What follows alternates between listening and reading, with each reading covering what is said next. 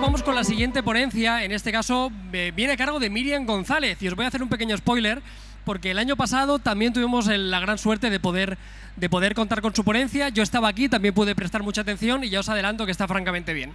Miriam González es divulgadora tecnológica, ingeniera de software y podcaster con el programa de No me da la vida, dando voz a las mujeres en el sector tecnológico.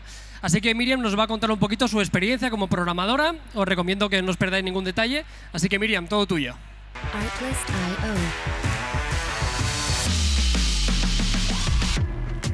Hola, muchas gracias por venir, sobre todo porque ya es mi segunda vez aquí. No sé si alguien estará de los que estuvieron el año pasado, pero primero de todo, pues eso, daros las gracias por venir y estar este ratito que os voy a contar aquí mi vida hoy.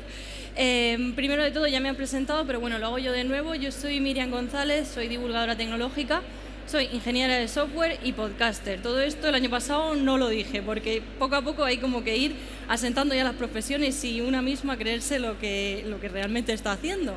Entonces, mi idea con esta charla es contaros mi camino en el mundo de la programación y cómo empecé yo y acabé siendo todo esto que he dicho.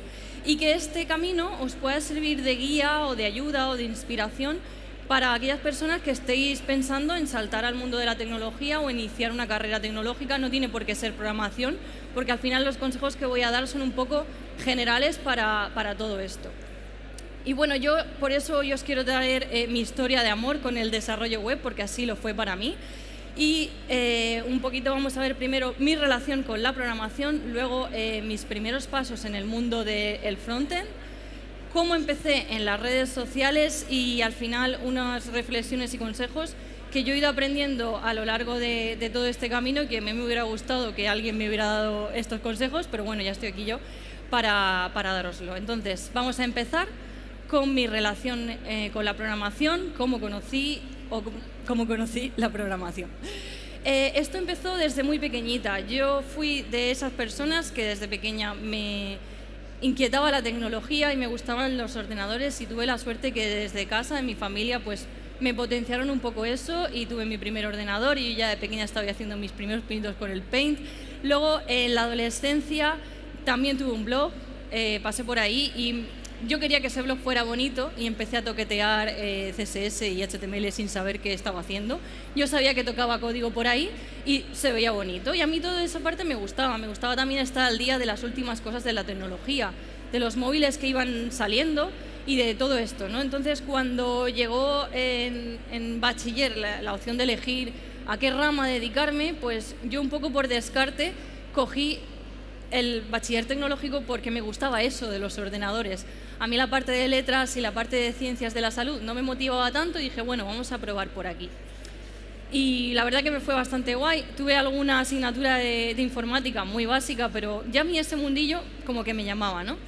Luego vino el momento que todos hemos pasado por ahí de elegir qué hacer en la vida y qué camino coger y qué estudiar. Yo elegí...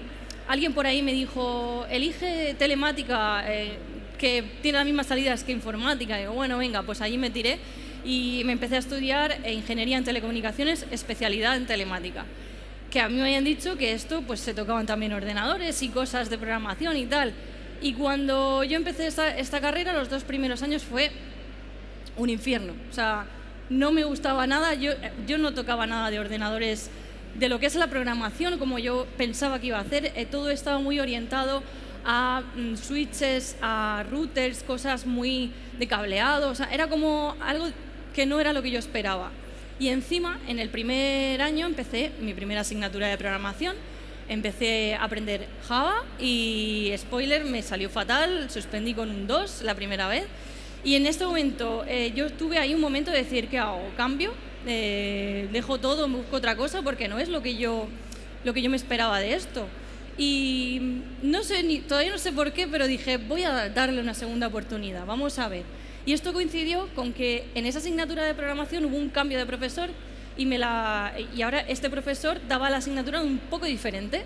No era profesor convencional y al cambiar esta manera de dar la asignatura y un poco que yo también le di la segunda oportunidad, ya pasé a esto que no sé si lo habréis escuchado, pero en la programación pasa como que llega un momento en el que el cerebro te tiene que hacer una especie de clic y pasas de no entender absolutamente nada a de repente ya decir, vale, creo que ya voy pillando, ya puedo sacar cosas que me están pidiendo, porque al principio era dar soluciones a cosas que es que no sé ni lo que me están preguntando, cómo quieres que sea creativo y saque una solución a esto, imposible. Y bueno, pasé de sacar un 2 a sacar un 9 en la asignatura. O sea que con esto quiero deciros que influye tanto la manera de dar la programación, de enseñar la programación, como darle una oportunidad e intentarlo varias veces hasta que haga ese clic el cerebro. Y bueno, ya dije, vale, esto vamos bien por aquí. Y seguí avanzando con la carrera y llegué al tercer año a una asignatura que también coincidió con este mismo profesor que nos quería enseñar programación orientada a objetos de una forma diferente, ¿no? Y esto nos dividió en grupos y teníamos que hacer un proyecto en una aplicación en Android. Él eligió eso porque realmente como quería que supiéramos lo que son los conceptos, lo que es la programación orientada a objetos, podía elegir cualquier manera de dar la asignatura, podía haber sido un PowerPoint o podía haber sido esta manera más creativa. Entonces, para mí esto fue clave porque cuando yo empecé a trabajar en este proyecto con mis compañeros y ver que hacía cosas reales, aquí es donde ya la cosa empezó a cambiar. Y bueno, os he traído un poquito algunos bocetillos de cómo yo empecé. Me tocaba hacer la parte visual, ¿vale? Yo en aquel momento no tenía ni idea de qué era frontend, qué era backend, qué era nada. Solamente sabía que existía la programación, que se escribía código en una pantalla en negro y que salían cosas, sobre todo, porque hasta ese momento hacía muchos ejercicios más orientados a algoritmos, matemáticas y demás. Entonces dije, bueno, ¿cómo se empieza esto? Pues si tengo que programar algo visual, voy a empezar por los bocetos del juego, ¿no? El juego al final tenía unos personajes, que era un científico y unas bacterias. Bueno, pues vamos a empezar diseñando esos personajes y después también diseñé las pantallas a papel, ya digo, ahí lo estáis viendo. Los bocetos de cómo iban a ser las pantallas para jugar y después pasé todo esto a lo que es ya el dibujo, hice los sprites para la aplicación y también me vine un poco arriba, hice unos botones así animados, yo qué sé, yo le metí creatividad aquí porque estaba muy motivada con este proyecto, ¿vale? O sea, yo aquí con este proyecto me di cuenta realmente de que a mí me gustaba no solo la programación, sino el desarrollo de aplicaciones. O sea, a mí me gustaba hacer cosas que sirvieran para algo, en este caso era un juego, ¿no? Pero que sean visuales, que funcionaran, que no fueran solo outputs que aparecen por pantalla. Y yo me di cuenta de que lo que me pasaba con esta asignatura no me pasaba con el resto. Yo aquí estuve muchas horas delante del código, delante del ordenador. Aquí conocí Stack Overflow, empecé a investigar por foros y demás, qué dudas, estaba en tutorías. O sea, yo dije, vale, esto que me está pasando en esta asignatura no me pasa en el resto, ¿vale? Esto tiene que significar algo, yo quiero tirar por este camino. Es verdad que esto es una carrera que está muy enfocada a lo que es la telemática, pero también tiene la parte de programación de aplicaciones web. Vale, voy a intentar tirar por aquí. Y entonces en último año ya es como que yo fui refinando un poquito en cada año mi camino. En cuarto año de carrera tuvimos una asignatura donde aquí ya sí que me enseñaron JavaScript, HTML, CSS, bases de datos, todo lo necesario para hacer un clon de Film Affinity y aquí ya dije, vale, sí, o sea, confirmado de que esto es lo que a mí me va gustando. Entonces, por ese motivo, elegí una asignatura optativa donde aprendí y donde empecé a tocar mi primer framework. Estudié en aquel momento Angular. Esto fue hace mucho tiempo, ¿vale? Y fue Angular 1 y yo aquí ya sí que me metí dentro de la parte de front, tocar frameworks, incluso aprendí Bootstrap, que por aquel entonces lo estaba petando, era lo más. Y ya digo, hice con un compañero esta aplicación que era una pizzería online, una web sencilla, y a pesar de nuestras caras de cansancio, aquí ya digo que de verdad yo lo disfruté mucho. Fueron muchas horas también trabajando delante del ordenador. También sacamos muy buena nota con este proyecto, pero al final yo lo que me daba cuenta es que iba acertando en el camino, o sea, iba viendo que todo lo que estaba haciendo hasta ahora era por donde yo quería tirar realmente. O sea, a mí me gustaba el desarrollo web y ahora aquí me di cuenta de que me gustaba frontend y que quería dedicarme al mundo de la parte visual, porque todo aquello que yo estaba haciendo desde bocetar hasta hacer los wireframes, que yo no sabía ni lo que era eso, ahora hoy día sí que lo sé, o sea, yo esos dibujos que os he enseñado, ahora sí sé que son wireframes, en aquel momento fue por intuición que me salió a hacer eso. Y yo sabía que quería tirar por aquí, entonces después de esto, aquí pues fue cuando yo me enamoré de la parte de frontend, fue como ir afinando cada vez más, ¿no? Aquí inicié mis pasos en el mundo del frontend, empecé a trabajar en un departamento de mi universidad, donde desarrollé mi trabajo fin de grado.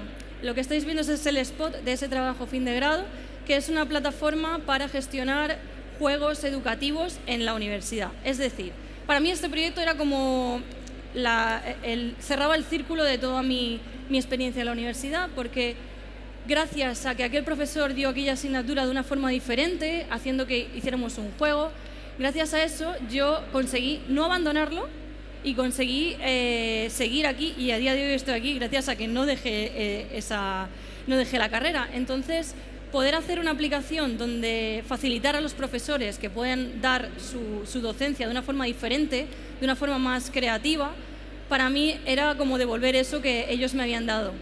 Entonces, bueno, este proyecto, además de esto, pues me dio mi título de Ingeniería Telemática, con esto terminó mi formación. Y tuvo así alguna mención en periódicos locales y demás, y estoy muy contenta con este proyecto. Entonces, después de esto, ¿qué vino? Estuve 2 años trabajando en este departamento y después pues ya pasé a una pequeña startup como junior front-end developer, que hasta este momento pues no he estado yo como en el mundo laboral, como hay que decirlo. Y fue entrar y yo como este gato, ¿vale? Me explotó la cabeza. Eran términos nuevos, ¿qué es un pull? ¿Qué es un commit? Scrum, ¿eso qué es? O sea, eran palabras que a mí me voló la cabeza, porque no era solo aprender un montón de cosas nuevas, era toda la terminología, meterte de lleno en el mundo de la programación, y aquí, ya digo, me voló muchísimo la cabeza. Fueron los primeros meses, el primer mes, yo digo que iba a mi casa, que yo no quería ver un ordenador cuando llegaba a casa, del vacío mental que era. O sea, totalmente estar delante del ordenador todo el día, aprender, pensar que no soy capaz de ser productiva. Y esto lo digo porque es verdad que es lo primero que yo aprendí. O sea, el síndrome del impostor aquí empieza a venir, porque a ti te contratan como junior, en teoría te tienen que hacer una entrevista donde te evalúan los conocimientos básicos, pero ellos son los que te tienen que formar dentro de la empresa. Y hasta que no estás formado, tú no eres autónoma, no puedes dar sacar trabajo por ti misma. Entonces, el primer mes, aquí empezó a venir el síndrome del impostor y tuve que empezar a lidiar con una cosa que se llama la frustración, ¿vale? Esto es algo que nos va a acompañar a lo largo del camino de la programación y yo creo que de cualquier profesión tecnológica. Tenemos que aprender a lidiar con la frustración para llevarnos mejor con ella y avanzar mejor. No sé si conocéis el mito de Sísifo. Sísifo fue condenado a arrastrar una gran roca pesada hasta una cima de una montaña, y una vez estaba arriba, esa roca volvía a bajar y tenía que estar todo el día subiendo al día siguiente, así toda la eternidad. Bueno, pues con la programación puede parecer que pasa un poco lo mismo, ¿no? Como que estás todo el día intentando sacar cosas, no funcionan, te das contra la pared otra vez, una y otra vez. Entonces, lidiar con la frustración para mí es darte cuenta que te lleva a bloqueos y decir, quiero dejar de programar, no sé por qué me he metido a esto. Darte cuenta un poquito antes y poder decir, vale, descanso, paro, respiro, me voy a otro sitio, y si puedo venir al día siguiente o más relajado y te sale la solución. Entonces, mi primer consejo es ese, que aprendáis a lidiar con la frustración y no llegar a bloqueos. Entonces, os preguntaréis, mira, ¿con qué framework empezaste a trabajar? ¿Fue con React, fue con Angular, fue con Vue? Pues con ninguno de esos, fue con Ember, ¿vale? Yo empecé con Ember, que os digo que tiene una curva de aprendizaje muy, muy chunga. Yo ya digo que con esto sufrí mucho, y por eso os digo que aquí tuve que lidiar con la frustración, porque al tener una curva de aprendizaje tan chunga, no notas que sacas trabajo. Tú piensas que estás ahí sin...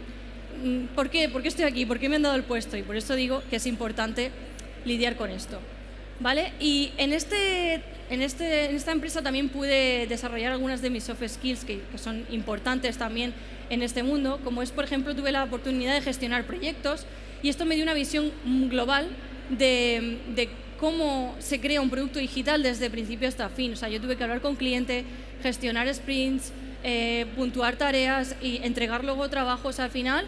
Luego no he vuelto a trabajar de esto, pero sí que al estar trabajando con equipos que hacen esta parte, empatizas y eres un poco más consciente de todo lo que lleva esto.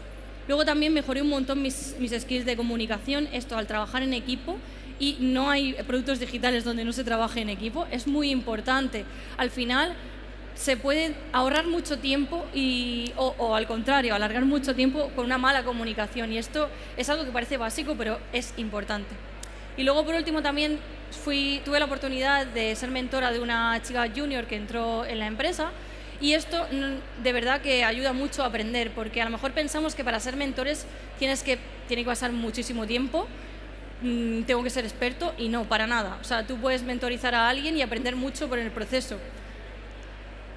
Y bueno, en este momento a mí me empezó a inquietar algunas terminologías, y quería como especializarme en experiencia de usuario, en interfaz de usuario, en sistemas de diseño, y para eso tenía que dar un cambio, ¿no? Entonces, el cambio que di fue empezar en una startup americana. Actualmente llevo ya 2 años trabajando en 64 Robots, y aquí cambié totalmente mi stack. Fue un cambio total de equipo, de idioma, ahora en inglés, y mi stack tecnológico cambió entero, totalmente. Entonces yo aquí me volví a sentir como junior otra vez, porque tenía que empezar otra vez de nuevo en algo que no conocía, preguntar un montón. Entonces, a diferencia de Sísifo, yo aquí sí que me estaba sintiendo, me gustaba el proceso. Y yo, otro consejo que os doy es que intentéis disfrutar del proceso de aprender, porque llegar está guay, pero vamos a estar en constante aprendizaje siempre en este sector. Entonces, si disfrutamos del proceso es mucho mejor que estar ahí agonizando diciendo quiero saberlo ya, ¿no? Entonces, ya digo que yo disfruté mucho de esto y hasta hoy la parte de programación me encanta y es algo que me entusiasma programar, aunque ya digo que tiene días mejores y días peores, pero yo os digo, mi consejo es eso, que disfrutéis de todo el proceso. Y bueno, ahora vamos a hablar de mi relación con las redes sociales. Y para eso nos tenemos que remontar un poco a ese momento que os he dicho que necesitaba como un cambio para poder especializarme en esto que yo quería, en el tema de sistemas de diseño, en experiencia de usuario y demás. Y por eso pues empecé a abrir mis redes sociales y hablar pues de lo que yo iba aprendiendo y de los temas que me interesaban en Twitter y en blog. Pues yo ahí empecé a contar mis cosas, ¿no? A hacer preguntas también. Y poco a poco empezó la gente a seguirme y creamos como una pequeñita comunidad. Y también pues esto me llevó a dar algunas charlas técnicas, tanto nacionales como internacionales. Estuve dando una charla en JS World junto a creadores de frameworks, y fue online, eso sí, porque ya digo que presenciales he definido a esta. Y esto fue para mí muy guay, sobre todo a nivel personal, porque yo quería dar el salto a trabajar en una empresa en inglés, o sea, americana, y entonces para coger confianza con inglés dije, venga, voy a saltar, voy a proponer una charla en uno de estos eventos, y por sorpresa me cogieron y la tuve que dar, y eso pues me dio un poco como la seguridad para decir, vale, creo que puedo trabajar en una empresa que es totalmente internacional. Y bueno, por esta época pues también conocí gente muy guay en la comunidad, conocí a Alba Silvente, y entre nosotras nos contábamos mucho pues novedades de programación, cosas tecnológicas, y al final dijimos, es que esto que estamos aquí contando entre nosotras es que da para un podcast, literalmente lo dijimos así, y con esa idea pues creamos No me da la vida, porque nosotras en ese momento estábamos súper liadas y no nos daba la vida para nada, y intentábamos ayudar y traer las novedades de tecnología para que las personas que estén tan liadas como nosotras, pues escuchando nuestro episodio ya estuvieran al día, ¿no? Y este podcast para mí es ese típico pet project, como se llama, un proyecto personal que empieza así, normalmente empiezas con ilusión y suele quedarse abandonado, ¿no? Pues para mí este proyecto no se ha quedado abandonado. Llevamos 2 temporadas. En la segunda temporada hemos saltado al formato vídeo también, estamos en YouTube, tenemos patrocinadores, o sea, para mí este proyecto es como un proyecto personal que no esperaba que llegara a tanto, y de verdad que nos está trayendo cosas increíbles. Por eso os digo que si empezáis con proyectos personales, que nunca sabéis esa aplicación random que estáis creando, ¿dónde os puede llevar? Entonces, yo os animo a, si os gusta escuchar podcast o verlo en vídeo, os animo que nos escuchéis, lo hacemos muy ameno, como tomando cañas entre amigas.